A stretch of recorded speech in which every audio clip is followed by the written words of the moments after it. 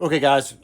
First update on Baja Project 66 with our 2.3 turbo coupe turbocharged engine, and I don't even have these plugged into the phone.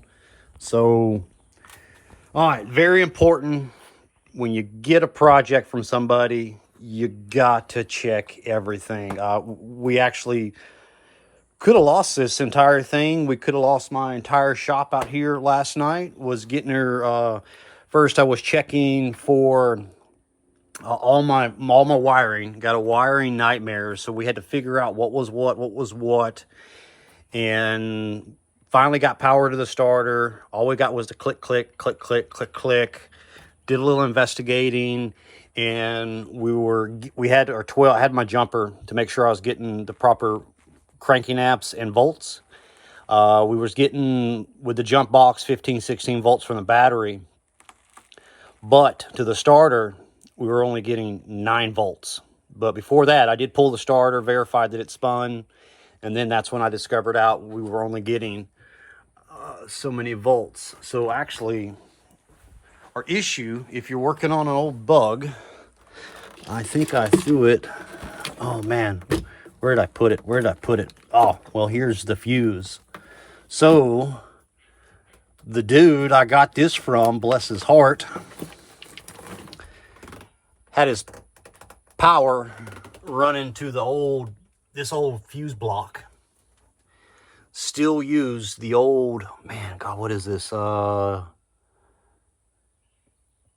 amp. Had this old school 20 amp inline fuse between the battery terminal and the fuse block. So this right here is probably from 1966, OEM that came with this bug.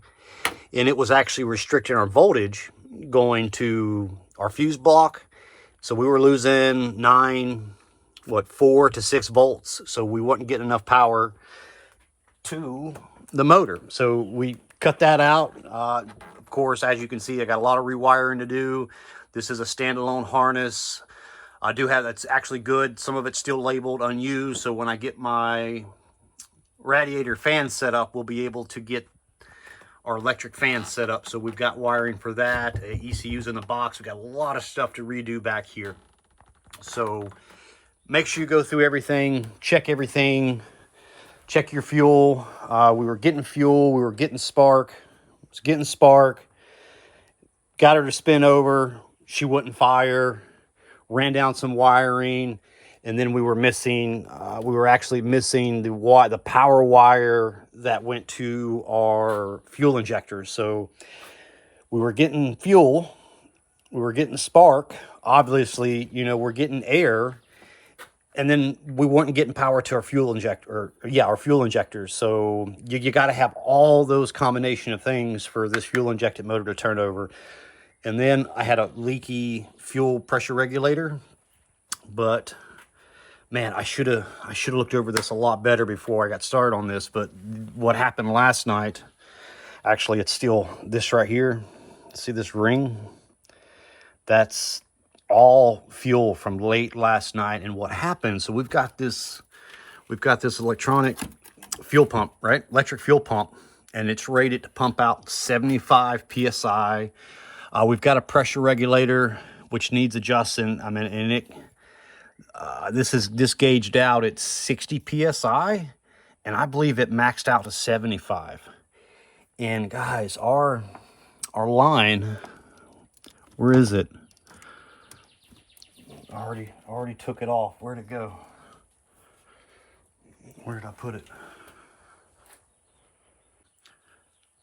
Okay, well, anyways, I can't find it. I think I was so flipping mad. I think I just chunked it. But anyways, so we had our pressure regulator. I think this engine don't need but like 35, 40 PSI. Correct me if I'm wrong. I mean, you've got the 2.3 Lima. So my pressure regulator went way over 60. I mean, I think it was maxed out at 75. So this pressure regulator needs adjusting. And what happened, well, when she finally fired off, we were getting full fuel pressure to our rail. And then our fuel line that we had going to our fuel rail, flipping exploded.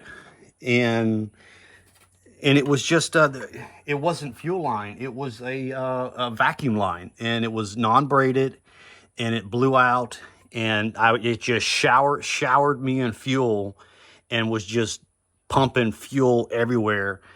And you got to keep in mind, so all this fuel is right here. And, you know, who knows how good that connection is. A lot of electrical components right here. Had my switch right here, and, you know, sparks get generated, and you got fuel showering all over your motor. And thank God I was quick enough to react to do the kill switch and shut this thing down. But yeah, we almost lost this. And yeah, there's the right there where she went in. Another thing we're looking at, we've got right here, the dang transaxle's not even mounted in. It's just resting there. There's nothing holding this in. So if this was a running driving bug and we went and rode this thing out, there's no telling what kind of damage we could do here with that not even mounted up. Now I'm wondering if it's even mounted up front. So, you know, who flipping knows? So got to go over everything, make sure everything's right, make sure accidents aren't going to happen. Yeah, all this wiring, who knows where it goes. Need to check I got to check all these other vacuum lines, and I'm gonna go ahead and, you know, replace all these correctly. Anything that's cracked or damaged, it's not the correct material. I'm gonna go ahead and get all that gone through before we attempt to fire this up again. Got to make sure no accidents happen, and got a little ahead of myself, and you just can't trust the work that someone else done, because there's just so much half-ass shit on here. And man, that's it. So went a little long, just a little update here. We're getting our windows out. Got a brand new window for the front. I got one flip out window, so getting this out. We've got to get this rust addressed. Got to get it encapsulated. I do need to get the interior. Next video, we'll get the, because we did confirm that the motor fires up. So that's going to give me the green light. Well, the green light's going to be a compression test. So I do want to do a compression test to make sure the engine is healthy. And once we confirm the compression, next video here, I'm going to go ahead and get this interior cleaned out. We got to get the rest of this glass out, because we've got to get all these rust areas addressed. And we've got to get these encapsulated. We got to get some paint on here, and then we can start repairing any spots that need patched. And then we can get our roll cage in. We got to replace the rear two pans on both sides, and then also the rear storage deck back here is bad. And then once we're done with that, actually probably in tandem, we'll get these fenders cut down.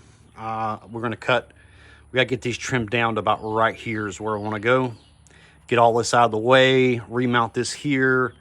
And then, guys, we've got to get, man, if you could throw me some ideas, I think the best one I got so far right now, I do not want the radiator up front. I do not want the radiator here. I do not want it right here. I want it rear mounted. I'm thinking of going with the XJ with the triple fan. I can get a cheapo for like $200-300. I'll send that, and then we'll have to add the intercooler for a turbo. So I'm thinking of building the a race wing. Sorry, I'm Southern guys. Ring. So I'm thinking now is we're going to build a race wing. Oh my goodness, man, I'm so Southern. And then we'll integrate the radiator, however the hell you want to say it. We're going to integrate the radiator into the wing so we can get a nice slant. And then we'll find a good size intercooler. So if you guys know of a intercooler that is a good dimension size for an XJ, let me know. I need something that's about, I believe the XJ radiator is 36 inches by about 13.5-14 inches. So I need an intercooler that's going to be about that size, maybe a little shorter, so I can mount on the bottom side, and then we can get our turbo tied in.